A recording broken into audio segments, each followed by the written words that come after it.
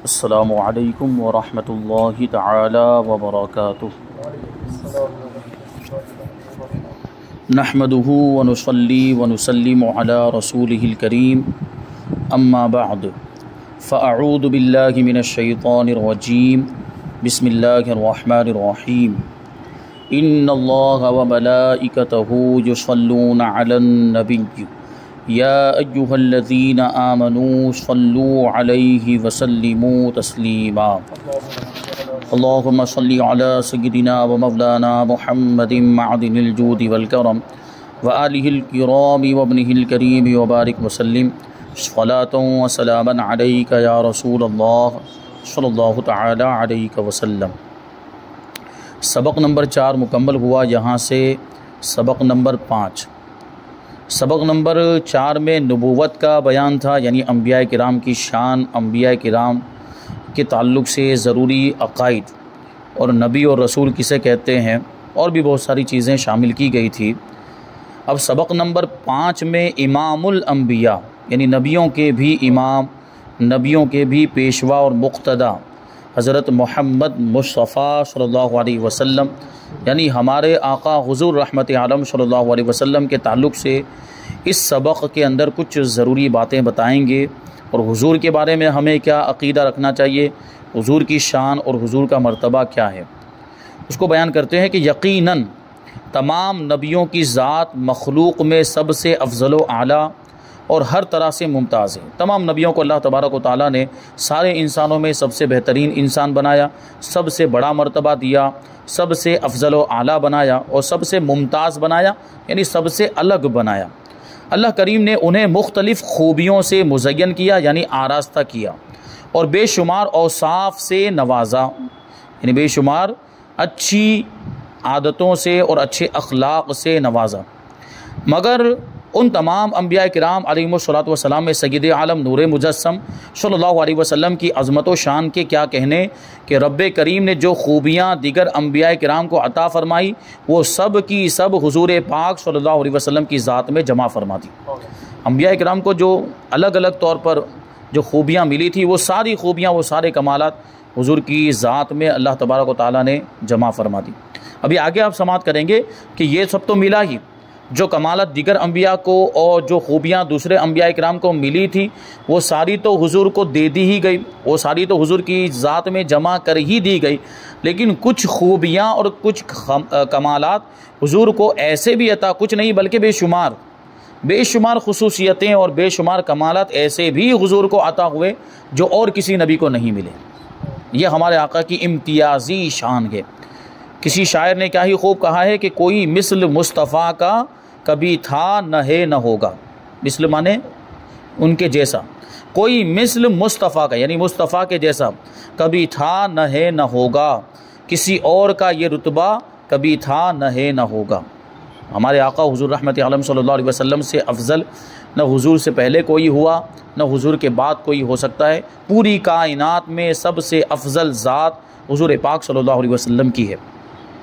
سوال کہ تمام نبیوں کے سردار کون ہیں؟ ہم جانتے ہیں، اس میں کوئی شک نہیں، تمام نبیوں کے سردار ہمارے پیارے آقا حضرت محمد مصطفیٰ صلی اللہ علیہ وسلم ہیں۔ سوال، حضور پاک صلی اللہ علیہ وسلم کا مقام سب سے بلند اور اعلیٰ کیوں ہے؟ وجہ کیا ہے؟ جواب، تمام انبیاء کرام علیہم الصلوۃ والسلام کو جو کمالات جدا جدا عنایت ہوئے، الگ الگ عطا کیے گئے، وہ سب اللہ پاک نے حضور پاک صلی اللہ علیہ وسلم کی ذات عالی میں جمع فرما دیے، اور حضور پاک صلی اللہ علیہ وسلم کے خاص کمالات، یعنی جو حضور کی خصوصیت ہی ہیں، یعنی وہ کمال صرف حضور ہی کو ملا، جو دوسرے انبیاء میں نہیں تھے، وہ بھی بہت زائد ہیں۔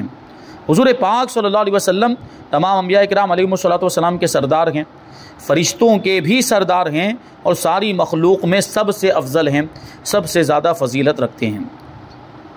امام اہل سنت اعلیٰ حضرت رضی اللہ تعالیٰ عنہ فتاوی رضویہ شریف میں ارشاد فرماتے ہیں کہ امام علامہ جلال الدین سیوطی رحمۃ اللہ تعالیٰ علیہ نے خصائص کبریٰ میں 250 کے قریب حضور پاک صلی اللہ علیہ وسلم کے خصائص جمع کیے، اور کتاب کا نام ہی ہے خصائص کبریٰ، جس میں حضور کی خصوصیتیں ہی بیان کیے، اور یہ اردو میں ترجمہ ہو کر آئی ہے، تو 2 جلدیں اس کی بن گئی ہے، 2 پارٹ میں، اور تقریباً ایک حصے کے اندر 400 صفحات کے آس پاس ہوں گے، 400 پیج ایک جلد کے اندر 400 پیج، یعنی دونوں ملائیں تو تقریباً 800 پیج جو ہماری یہ کتاب ہے یہ اتنی موٹی ہو جائے۔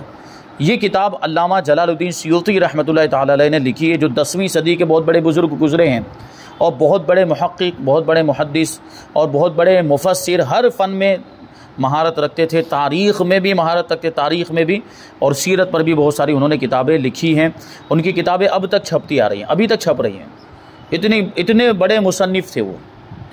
تو انہوں نے خصائص کبریٰ میں لکھا ہے کہ 250 کے قریب حضور پاک صلی اللہ علیہ وسلم کے خصائص ہیں، اور یہ صرف ان کا علم تھا، یعنی امام جلال الدین سیوطی نے اپنے علم کے مطابق تقریباً کتنے 250، جس کو ہم لوگ 250 کہہ لیتے ہیں، تو 250 خصوصیتیں وضو کی 250 خصوصیتیں انہوں نے بیان کی، اپنے علم کے مطابق بیان کی۔ امام جلال الدین سیوطی نے انہوں نے جتنا پڑھا ہوگا، جتنی کتابوں کا مطالعہ کیا ہوگا، اس کے اعتبار سے انہوں نے وہ خصوصیتیں اور ان کے علم کے مطابق یہ تعداد پہنچ رہی ہے، اور ان سے زیادہ علم والے زیادہ جانتے تھے، ان سے بھی بڑے بڑے علم والے کو، کیونکہ ہر علم والے کے اوپر اس سے زیادہ علم والا ہوتا ہے۔ اللہ تعالیٰ قرآن مجید کے اندر خود ارشاد فرمایا فوق کل ذی علم علیم، ذی علم علیم، کہ ہر علم والے کے اوپر ایک اور علم والا ہوتا ہے، یعنی اس سے بڑھ کر علم والا ہوتا ہے۔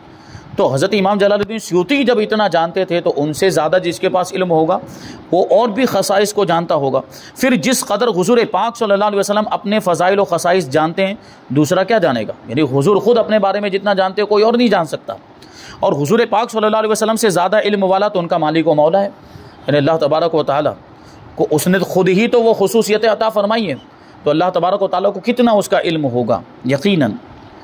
تو ہم اور آپ حضور پاک صلی اللہ علیہ وسلم کی حقیقت کو سمجھ ہی نہیں سکتے کہ کیسے کمالات اور کیسی خوبیاں اللہ تبارک و تعالیٰ نے ہمارے آقا کو عطا فرمائی۔ بہت سی چیزیں ہمارے سامنے ظاہر ہو پائی، بہت سی چیزیں کتابوں میں لکھی لوگوں نے، بہت سی چیزیں لوگوں نے بیان کی، وہ ہم جان سکتے ہیں، وہ ہم معلوم کر سکتے ہیں، لیکن بہت سی چیزیں ایسی ہیں جو حضور کی سامنے ہی نہیں آ پائی، حضور کی پوری حقیقت سامنے ہی نہیں آ پائی۔ یہ بھی تو بیان کیا جاتا ہے کہ حضور پاک صلی اللہ علیہ وسلم کا حسن جو چھپا دیا گیا، اگر وہ ظاہر ہو جاتا تو دنیا والے مر جاتے، بے ہوش ہو جاتے۔ جمال کا یہ عالم ہے۔ اب سوچیں حضرت یوسف علیہ السلام کو جن کے حسن کا صدقہ ملا ہو، اور اس یوسف کے حسن کا یہ عالم کہ عورتیں ان کو دیکھیں تو ان کو وہ ہوش کھو بیٹھیں، اور نیمبو کاٹنے کی جگہ پر اپنی انگلیاں کاٹ لیں، یا وہ جو پھل تھا وہ پھل کاٹنے کی جگہ پہ اپنے انگلیاں کاٹ لیں۔ تو یہ سوچیں کہ یوسف علیہ السلام کو جن کے حسن کا صدقہ ملا ہے ان کا حسن کیسا ہوگا۔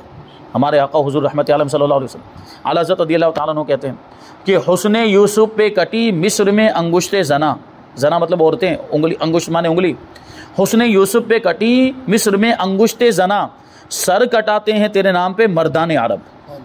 بھی یہاں پہ بھی غور کرنے کی ضرورت ہے۔ وہاں حسن یوسف یعنی حضرت یوسف علیہ السلام کا سراپا ان کے سامنے تھا، اور اس کو دیکھ کر انہوں نے انگلیاں کاٹ لی۔ اور یہاں کیا بات ہو رہی ہے؟ یہاں حضور کے سراپا کی بات نہیں، یہاں تو صرف حضور کا نام ہی لے لیا جائے، حضور کے نام ہی پر مردان عرب اپنی جان قربان کر دیتے، صرف انگلیاں نہیں کاٹتے، پوری جان ہی قربان کر دیتے۔ یہ مقابلہ کیا ہے اعلیٰ حضرت رضی اللہ تعالیٰ انہوں نے حضرت یوسف علیہ السلام کا، اور حضور پاک صلی اللہ علیہ وسلم کا مرتبہ اس سے واضح ہوتا ہے۔ اب آگے سوال کہ سب سے آخری نبی کون ہیں؟ جواب، حضور پاک صلی اللہ علیہ وسلم خاتم النبیین ہیں، یعنی آخری نبی ہیں۔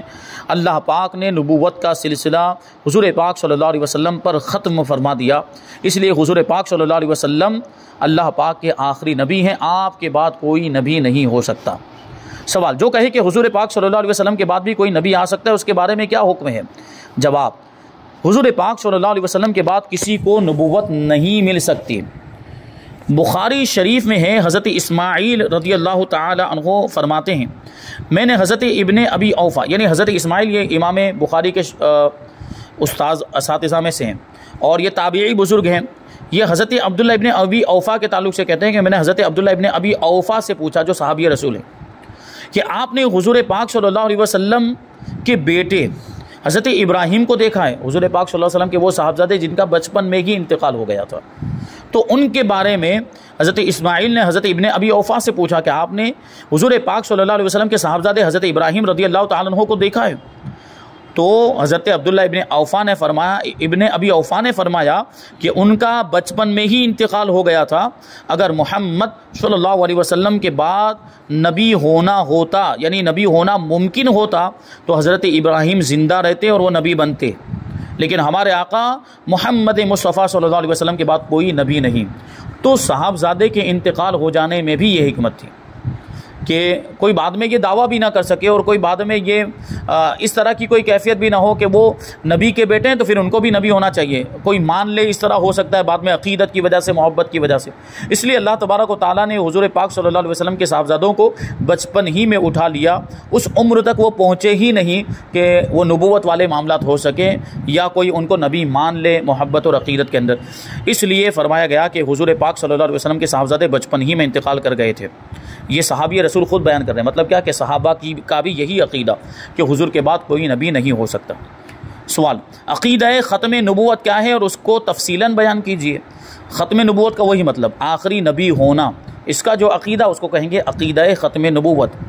جواب، ختم نبوت سے مراد یہ ماننا ہے کہ ہمارے آقا و مولا حضور رحمت عالم صلی اللہ علیہ وسلم آخری نبی ہیں، یعنی اللہ کریم نے حضور پاک صلی اللہ علیہ وسلم کی ذات پر سلسلہ نبوت کو ختم فرما دیا۔ حضور کے زمانے میں یا اس کے بعد قیامت تک کوئی نیا نبی نہیں ہو سکتا۔ حضور پاک صلی اللہ علیہ وسلم کے بعد نیا نبی آنا محال ہے، یعنی ناممکن ہے، پاسبل ہی نہیں، ہو ہی نہیں سکتا۔ حضور پاک صلی اللہ علیہ وسلم سے کم رتبہ یا فیض یافتہ ہو کر بھی اب کوئی نبی نہیں آ سکتا، یعنی حضور سے کم درجے والا، حضور سے کم مرتبے والا بھی نبی نہیں آ سکتا، اور ایسا بھی کوئی نبی نہیں آ سکتا جس نے حضور ہی سے فیض حاصل کیا ہو، حضور ہی سے اس نے جو ہے کہ استفادہ کیا ہو، فائدہ اٹھایا اور پھر نبی بن جائے، وہ بھی نہیں ہو سکتا۔ کسی بھی طرح کا کوئی بھی نبی نہیں آ سکتا، نئی شریعت والا نبی بھی نہیں آ سکتا اور حضور کی شریعت پر عمل کرنے والا نبی بھی نہیں آ سکتا۔ جیسے اگلے انبیاء کرام میں کچھ انبیاء کرام ایسے بھی تھے جو اپنے سے پہلے والے نبی کی شریعت پر ہی عمل کرتے تھے، تو ایسا بھی کوئی نبی نہیں آ سکتا۔ تشریعی نبی بھی نہیں آ سکتا، تشریعی نبی یعنی شریعت لے کر بھی نہیں آ سکتا اور حضور کی شریعت پر عمل کرنے والا بن کر بھی نہیں، مطلقاً کوئی بھی نبی نہیں آ سکتا حضور کے بعد۔ حضرت ابراہیم رضی اللہ تعالیٰ عنہ ایسے اعلیٰ اوصاف والے ہو کر بھی جب نبی نہ ہوئے تو کسی اور کا نبی بن جانا ضرور ناممکن اور یقیناً محال ہے۔ یعنی حضور کے وہی صاحبزادے حضرت ابراہیم حضور کے بیٹے ہونے کے باوجود، حضور کے صاحبزادے ہونے کے باوجود جب وہ نبی نہیں ہو سکے تو اب اور کوئی کیا نبی بن سکتا ہے؟ جب حضور کے صاحبزادے خود نبی نہیں ہو پائے، جو بات پہلے کی گئی کہ اگر کوئی نبی ہونا ممکن ہوتا تو حضور کے صاحبزادے نبی ہو جاتے، لیکن جب وہ بھی نبی نہیں تو کوئی غیر کیا نبی ہو سکتا ہے؟ کوئی اجنبی کیا نبی ہو سکتا ہے؟ وہ تو کوئی بھی ہو لیکن حضور کے صاحبزادے سے تو مرتبے میں کم ہی ہوگا وہ، کیونکہ وہ حضور کے صاحبزادے حضور کا خون، حضور کے جسم کا حصہ، تو نبی ہونا چاہیے تو ان کو ہونا چاہیے، جب وہ بھی نہ ہوئے تو کوئی اور کیسے ہو سکتا ہے؟ اب ایک اور بات یہاں پہ کہ 30 کذاب، یہاں پر وہی بات آ گئی کہ اب اگر کوئی نبوت کا دعویٰ کرے تو وہ جھوٹا ہے، وہ دعویٰ کوئی بھی اب نبوت کا دعویٰ کرے تو وہ جھوٹا مانا جائے گا۔ تو 30 کذاب کا یہاں پر تذکرہ کریں گے، 30 جھوٹے یعنی جنہوں نے نبوت کا جھوٹا دعویٰ کیا تھا۔ سچ یہ ہے کہ اب نبوت کا دعویٰ کرنے والا خواہ وہ کوئی بھی ہو وہ جھوٹا کذاب ہے۔ حضرت ثوبان رضی اللہ تعالیٰ عنہ سے روایت ہے، ہمارے پیارے نبی رسول ہاشمی صلی اللہ علیہ وسلم نے فرمایا، میری امت میں 30 کذاب یعنی بہت بڑے جھوٹے ہوں گے، ان میں ہر ایک گمان کرے گا یعنی دعویٰ کرے گا کہ وہ نبی ہے، حالانکہ میں خاتم النبیین ہوں، میرے بعد کوئی نبی نہیں ہو سکتا۔ دیکھیں بالکل واضح بات آ گئی، اب کسی طرح کی کوئی شک کی گنجائش رہ جاتی کہ حضور کے بعد کوئی نبی نہیں ہو سکتا؟ اس میں کوئی شک نہیں رہ گیا۔ پھر بھی طرح طرح کی تعویلیں کرتے ہیں لوگ اور طرح طرح کا مطلب نکالنے کی کوششیں کرتے ہیں کہ نہیں اس طرح کا نبی ہو سکتا ہے، یا ایسا نبی ہو سکتا ہے، ویسا نبی ہو سکتا ہے۔ یہ جو مرزا غلام احمد قادیانی کے ماننے والے وہ اس طرح کی تعویلیں کرتے ہیں۔ حکیم الامت مفتی احمد یارخان نعیمی رضی اللہ تعالیٰ عنہ ان 30 کذابوں کا جو ذکر آیا، یہ 30 جھوٹے دعوے دار نبوت کے، ان کے بارے میں ایک مخصوص بات بتائیں گے۔ دیکھیں کیوں؟ کیونکہ ابھی تک جب سے حضور پاک صلی اللہ علیہ وسلم ظاہری طور پر دنیا سے تشریف لے گئے، بہت سارے لوگوں نے نبوت کے دعوے کیے۔ یہاں اگرچہ 30 کی تعداد بیان کی ہے لیکن 30 سے بھی زیادہ لوگوں نے، سینکڑوں ہوں گے، سینکڑوں کی تعداد میں ہوں گے، تو پھر یہ 30 کا کیا مطلب ہوا؟ تو اس کا واضح مطلب یہی ہے کہ 30 بڑے بڑے جو دعوے دار ہوں گے وہ 30 ہوں گے، بڑے بڑے دعوے دار، ان کے ماننے والے بھی ہوں گے، ان کا ایک حلقہ بھی ہوگا، ایسے جو لوگ ہوں گے وہ 30 ہوں گے۔ اس کے علاوہ تو بہت سارے بھی ہوں گے دعوے کرنے والے، اور بہت سے تو ایسے بھی ہوں گے جو دعویٰ کرتے کرتے مر جائیں گے لیکن ان کی کوئی پیروی نہیں کرے گا، ان کو کوئی مانے گا ہی نہیں۔ تو ایسے تو بہت سارے آئے اور بہت سارے نکل بھی گئے، اور آج کل تو ٹیکنالوجی کا، انٹرنیٹ کا زمانہ ہے۔ ابھی کچھ سال پہلے بھی وہ ایک نکلا تھا پاکستان کا تھا اور اس نے نبوت کا دعویٰ کیا تھا، اور وہی فنا ہو گیا، تباہ ہو گیا، ابھی اس کے بارے میں کوئی بھی خبر نہیں آتی ہے۔ تو ایسے تو بہت سارے ہوئے ہوں گے پہلے بھی۔ تو حکیم الامت مفتی احمد یارخان نعیمی رحمۃ اللہ تعالی علیہ فرماتے ہیں کہ یہ 30 جھوٹے نبی وہ ہیں جنہیں لوگوں نے نبی مان لیا اور ان کا فساد پھیل گیا۔ دوسری قسم کے مدعی نبوت یعنی نبوت کا دعویٰ کرنے والے جنہیں کسی نے نہ مانا، وہ بکواس کر کے مر گئے، وہ تو بہت ہیں، یعنی تعداد میں وہ تو بہت زیادہ ہیں۔ دیکھو ہمارے ملک میں، یہ پاکستان کے تعلق سے کہہ رہے ہیں کیونکہ وہ جو قادیان جو ہے وہ پاکستان میں پڑتا ہے، ہمارے ملک میں مرزا غلام احمد قادیانی مدعی نبوت کا فتنہ بہت پھیلا۔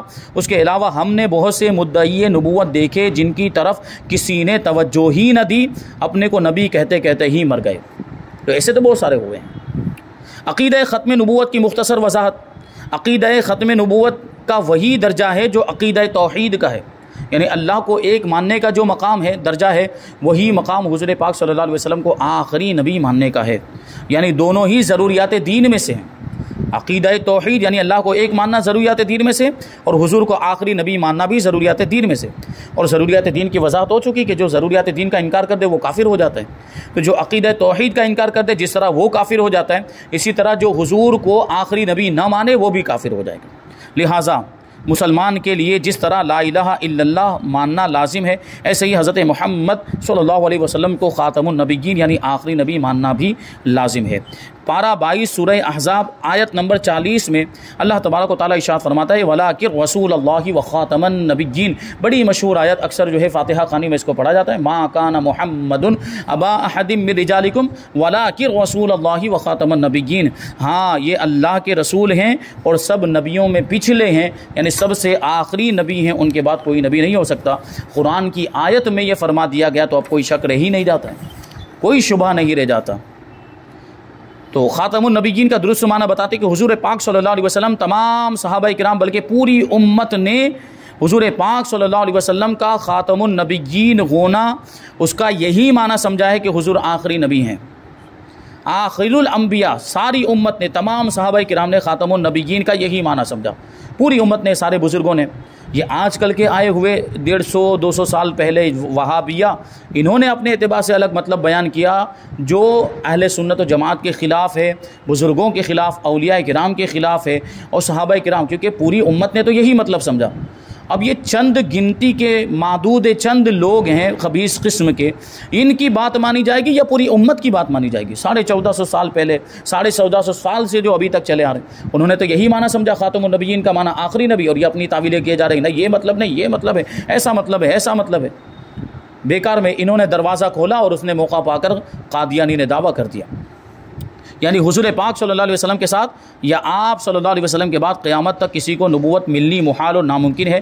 آیت کے اس معنی میں کسی قسم کی تعویل کرنا، یعنی کوئی الگ مطلب نکالنا یا اس میں کوئی تخصیص کر دینا، یہ کفر ہے، کیونکہ اس کا معنی تمام صحابہ کرام کا اس پر اجماع ہو گیا، اتفاق ہو گیا، اور پوری امت کا اس بات پر اتفاق ہو گیا کہ خاتم النبیین کا معنی آخری نبی ہی ہے۔ اب اس کا کوئی دوسرا معنی مراد ہی نہیں ہو سکتا۔ اب اپنی طرف سے کوئی معنی بتائے گا، اس کا کوئی الگ معنی بتائے یا اس میں کوئی تخصیص کرے۔ تخصیص کرنے کا مطلب یہ ہوتا ہے کہ نہیں، یہ حضور کے بعد جو ہے کہ سارے لوگوں کے لیے تو مطلب ہو سکتا ہے کوئی دوسرا نبی نہ ہو، لیکن ایک ہو سکتا ہے، یا اس طرح کی کوئی بات کرے معاذ اللہ، تو وہ بھی کافر ہے۔ خاتم النبیین کے 5 کفریہ معنی جو لوگوں نے تعویل کر کے نکالنے کی کوشش کی خاتم النبیین، وہ کفری معنی بیان کرتے ہیں کہ جو یہ کہے کہ خاتم النبیین کا مطلب ہے نبی، نئی شریعت والا نبی، یعنی حضور کے بعد کوئی نئی شریعت والا نبی نہیں آئے گا، اس کا یہ مطلب ہے، لہٰذا اسی اسلامی شریعت پر عمل کرنے والا نبی آ سکتا ہے، یہ کہنے والا بھی کافر ہے۔ دوسرا، جو خاتم النبیین کا معنی نبی بالذات یعنی اصلی نبی کرے، وہ کافر ہے۔ یعنی کیا کہنا چاہتے ہیں کہ خاتم النبیین کا معنی یہ ہے کہ اصلی نبی، تو فعلی نبی کوئی دوسرا ہو سکتا ہے، ذیلی نبی کوئی دوسرا ہو سکتا ہے معاذ اللہ، تو وہ بھی کافر ہو جائے گا۔ تیسرا، جو اس کا معنی افضل النبیین کرے، یعنی سارے نبیوں میں افضل، یعنی خاتم النبیین کا مطلب ہے کہ جو نبیوں میں سب سے افضل ہیں وہ یہ بتائے، تو وہ بھی کافر ہے، کیونکہ یہ بھی تو اس معنی کے خلاف ہو گیا۔ اگرچہ حضور پاک صلی اللہ علیہ وسلم سارے نبیوں میں افضل ہیں، لیکن اس آیت کا وہ معنی نہیں ہے۔ خاتم النبیین کا یہ معنی کرنا، یہ تو اس آیت کو بدلنا ہو گیا، اس میں تحریف، قرآن کی آیت میں تحریف کرنا کفر ہے۔ حضور پاک صلی اللہ علیہ وسلم کا مرتبہ سارے نبیوں میں بڑا ہے، افضل الانبیاء ہیں وہ، لیکن اس آیت کا وہ معنی نہیں ہے، خاتم النبیین کا وہ معنی نہیں ہے۔ واضح رہے، ہمارے آقا حضور رحمت عالم صلی اللہ علیہ وسلم بے شک سب نبیوں سے افضل ہیں، مگر خاتم النبیین کا یہ معنی کرنا کفر ہے کہ یہ قرآن کی تحریف ہے، قرآن کو بدلنا ہے۔ چوتھا معنی، جو یہ کہے کہ اس زمین پر تو نہیں مگر اور جگہ، مثلا 7 زمینوں میں یا 7 آسمان میں کہیں کوئی نبی آ سکتا ہے، یہ کہنے والا بھی کافر ہے۔ یعنی حضور خاتم النبیین ہیں کا مطلب یہ ہے کہ پوری کائنات میں، پورے عالم میں اور ساری مخلوقات کی کوئی بھی ہو، کہیں پر بھی حضور پاک صلی اللہ علیہ وسلم کے بعد کوئی نبی نہیں آ سکتا، چاہے آسمان ہو یا زمین ہو یا 18,000 عالم ہو، کہیں پر بھی حضور کے بعد کوئی نبی نہیں آ سکتا، کیونکہ اللہ تعالیٰ نے کیا ارشاد فرمایا، وما ارسلناک الا رحمۃ للعالمین، آپ کو سارے جہانوں کے لیے رحمت بنا کر بھیجا۔ تو سارے جہان میں تو سب آ گئے، یعنی سارے جہانوں کے نبی بھی ہوئے آپ، تو سارے جہانوں میں آخری نبی بھی آپ ہوئے، تو سارے جہانوں میں بھی چاہے یہ عالم ہو یا کوئی اور عالم ہو، وہاں پر بھی حضور کے علاوہ کوئی نبی نہیں ہو سکتا، حضور کے بعد کوئی نبی نہیں ہو سکتا، حضور ہی آخری نبی ہیں، حضور ہی خاتم النبیین ہے۔ تو یہ معنی کرنا بھی کفر ہے کہ کسی دوسرے عالم میں یا کسی دوسری جگہ پر آ جائے۔ پانچواں معنی کہ جو کہے کہ انسانوں میں نیا نبی نہیں آ سکتا، البتہ دوسری مخلوق میں اب بھی نبی آ سکتا ہے، یہ کہنے والا بھی کافر ہے۔ نوٹ، خاتم النبیین کے ایسے معنی کرنے والا بھی کافر جو اوپر بیان کیے گئے، اور جو اسے کافر نہ جانے یا اس کے کفر میں شک کرے، جو ایسا معنی بیان کر رہا ہے اس کو کوئی کافر نہ جانے یا اس کے کفر میں شک کرے، وہ خود بھی کافر ہو جائے گا، وہ خود بھی مرتد اور اسلام سے خارج ہو جائے گا۔ یہاں حضور پاک صلی اللہ علیہ وسلم کے تعلق سے کچھ اہم اور ضروری باتیں، بنیادی باتیں بیان کی گئی۔ اب سبق نمبر 6 میں حضور پاک صلی اللہ علیہ وسلم کے معجزات کا تذکرہ کریں گے، اور اگر وقت رہا تو اس کے بعد والا سبق بھی جس میں حضور پاک صلی اللہ علیہ وسلم کی نورانیت اور حضور کی بشریت کا تذکرہ ہوگا۔ اللہ تبارک و تعالیٰ کی بارگاہ میں دعا ہے کہ جو کچھ بھی بیان ہوا اس پر ہم سب کو عمل کرنے کی توفیق عطا فرمائے۔ وما علینا الا البلاغ۔ السلام علیکم۔